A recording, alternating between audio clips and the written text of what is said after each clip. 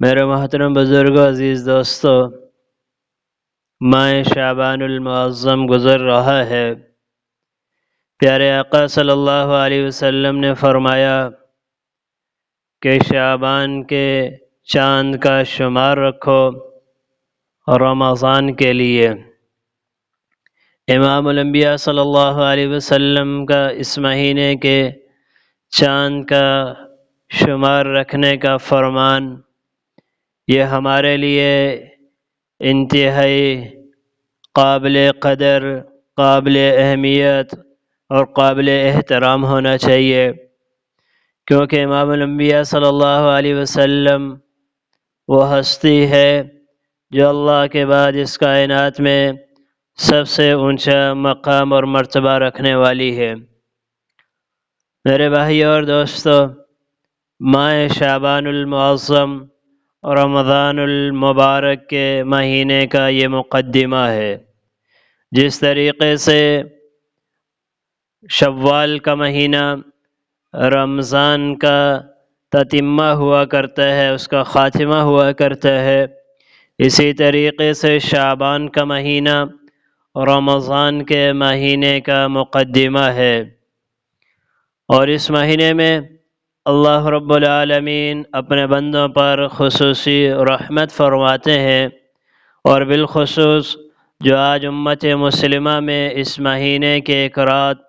شب بارات جو عنقریب آنے والی ہے، جو کچھ ہی دنوں کے بعد اللہ رب العالمین کی طرف سے اس امت کو عطا کی جانے والی ہے۔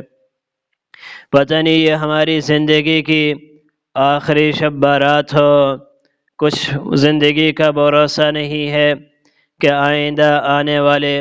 رمضان المبارک کے ببرکت مہینے میں ہم زندہ بھی رہ سکیں گے یا نہیں رہ سکیں گے، لیکن امید قوی یہی ہے کہ انشاءاللہ العزیز یہ جو شعبان کا مہینہ گزر رہا ہے اور اس میں جو برکت والی رات ہے شب بارات کی، جس میں اللہ رب العالمین امت مسلمہ پر خصوصی اپنی رحمت نازل فرماتا ہے، اپنی برکت نازل فرماتا ہے،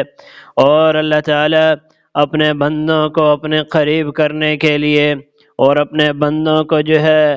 اپنے نزدیک کرنے کے لیے ان کی مغفرت کا اعلان فرماتے ہیں۔ میرے بھائی اور دوستو، اسی رات کے بارے میں آتا ہے، پیارے آقا صلی اللہ علیہ وسلم نے فرمایا کہ جب شعبان کی 15ویں رات ہوتی ہے تو اللہ رب العالمین کی ذات آسمان دنیا پر آ جاتی ہے، اور آ کر کے قبیلہ کلب کی بکریوں کے بالوں کے سے زیادہ گناہگار بندوں کی مغفرت کا اعلان فرماتا ہے۔ میرے بھائی اور دوستو، اللہ تعالیٰ کتنی بڑی ذات ہے، اپنے بندوں کو معاف کرنے کے بہانے ڈھونڈتی ہے۔ اللہ تعالیٰ اس امت کو عمر کے لحاظ سے تھوڑا سا وقت دیا ہے، زندگی تھوڑی سی دی ہے، اور اس کے ذمہ اعمال بھی تھوڑے سے لگائے ہیں، لیکن اللہ تعالیٰ نے اس امت کو اجر بہت زیادہ عطا فرمایا ہے۔ چھوٹے چھوٹے اعمال کریں گے، اللہ تعالیٰ بے انتہا اجر عطا فرمائے گا۔ اس رات کے بارے میں حضور علیہ الصلاۃ نے فرمایا کہ شب بارات کی وہ رات ہے کہ جس رات میں دنیا میں پورا سال جتنے بچے پیدا ہونے والے ہیں ان سب کے نام لکھ دیے جاتے ہیں کہ فلاں فلاں نے دنیا میں آنا ہے۔ اسی رات کے بارے میں آتا ہے کہ پورا سال میں جتنے لوگ اس دنیا سے جانے والے ہوتے ہیں ان سب کے نام لکھ دیے جاتے ہیں کہ فلاں فلاں نے دنیا سے جانا ہے۔ اور اسی رات کے بارے میں آتا ہے کہ اس رات میں دنیا سے انسان کے اعمال اوپر آسمان کی طرف اٹھائے جاتے ہیں،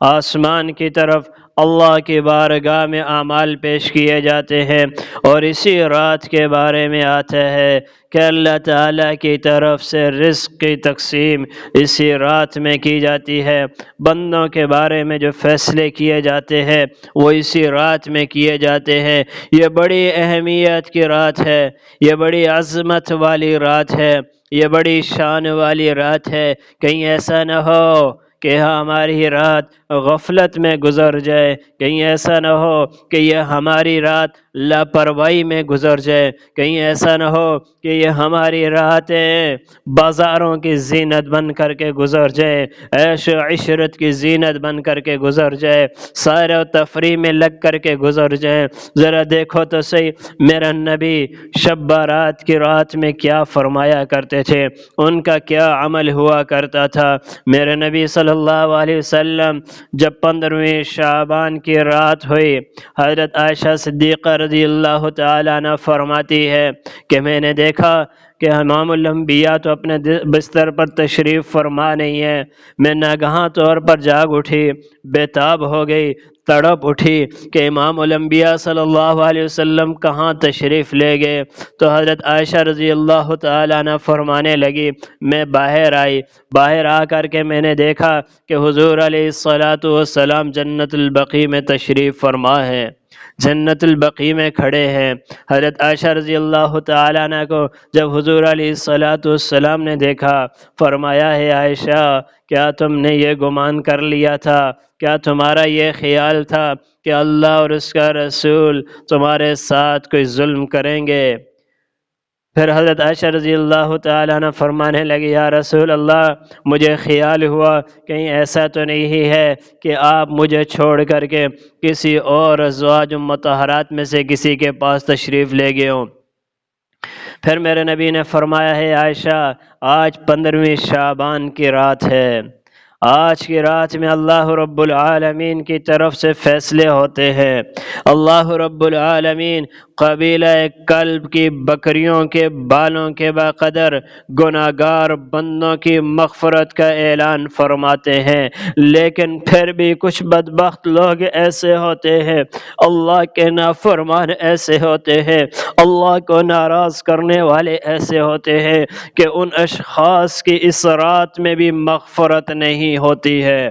ان کی بخشش کا پروانہ اس رات میں بھی نہیں ہوتا ہے۔ وہ 7 اشخاص ایسے ہیں کہ جن کو اللہ رب العالمین اس رات بھی مغفرت نہیں فرماتے ہیں۔ ان میں سے ایک مشرک ہے جو اللہ کے ساتھ غیروں کو شریک ٹھہراتا ہے۔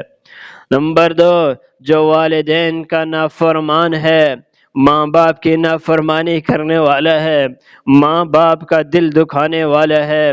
ماں باپ کی دل آزاری کرنے والا ہے، اس شخص کی مغفرت اس رات میں بھی نہیں ہوتی ہے۔ اور تیسرا شخص وہ ہے جو اپنا پاجامہ ہمیشہ ٹخنوں سے نیچے لٹکائے رکھتا ہے اور اپنے ٹخنے چھپائے رکھتا ہے، ایسے شخص کی بھی مغفرت اس رات میں نہیں ہوتی ہے۔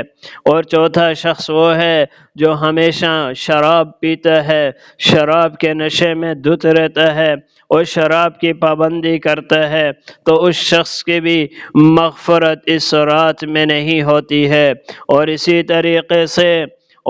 طریقے سے جو آدمی کسی کے بارے میں اپنے دل میں کینہ رکھتا ہے، بغض رکھتا ہے، عداوت رکھتا ہے، تو اس شخص کی بھی مغفرت اس رات میں نہیں ہوتی ہے۔ اور چھٹا شخص جو زنا کرنے والا ہے، زانی شخص کی بھی مغفرت اس رات میں نہیں ہوتی ہے۔ اور 7واں شخص جو قاتل ہے، جو کسی کو ناحق قتل کیا ہوا ہے یا لوگوں کو ناحق قتل کرتا ہے، اللہ رب العالمین کی رحمت اس رات بھی اس کی طرف متوجہ نہیں ہوتی ہے۔